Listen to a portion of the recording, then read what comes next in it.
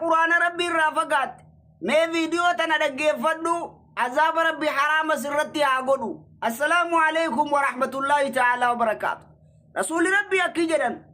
نمتج قرآن حفظيت دلق قياقي ما يقال لصاحب القرآن اقرأ وارتقي ورتل نمتج قرآن حفظيت دلق في دمين زي جنة سينسفمو قرأي سوتا قرأ أول دي من جرجرني سوتو ما قرأ أول دي مسانجرة مجي رسول الله صلى الله عليه وسلم كما كنت ترتل في الدنيا أكما دنيا كيست سوتا بريچته قرأتت دلقاتور تسانت قرأ أول ديمي فإن منزلتك منكنك عند آخر آية تقرأها آية متاكيسا كما كيسا حفظ ديجر تسانا بكات متاكيسا فت أجد منكنك جامان يا رسول الله صلى الله عليه وسلم يا بو يا إلمان سوشال ميديا سورة مكافل الليتا وآية نبافغني فولشني ورقاتو كودا حفظا سنمان اللي ول ديمتني يودن ديسي سورة بقرات دبلدو فولا ورقات دمي أفوري يودن ديسي آية دبلمن سورة آل عمران اللي تدبلدو يودن دبدي سورة كان كبابا غرما غدي كان انك جوزل ما جوز سدي اللي انفسدو ittiin jannata keessa ol deemta hanguma saniin ol deemta bar namni tokko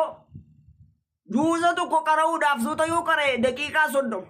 juuzuma tokkitti yoo affate daqiiqaa 30 ol deemtee argatta mana kan kee darajaa olaanaa yaa ilmaan sooshaal miidiyaa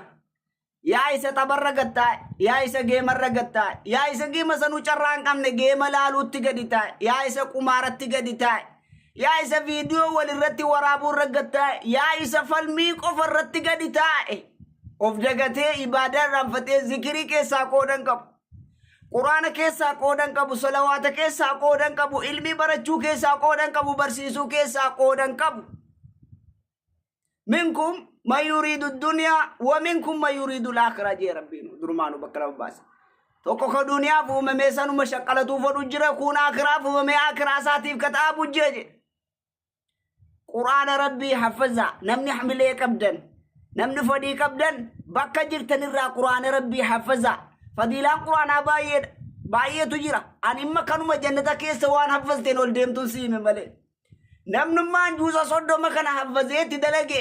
eessa taa'etti yaadame manni isaa gizii jannati keessa ol deemi jedhameen Allahu akbar Allahumma waffiqna Assalamu alaikum wa rahmatullahi ta'ala wa barakatuh video tan obboleeyyan keetii share godhi irraa fayyadami ofillee dammaysi ofillee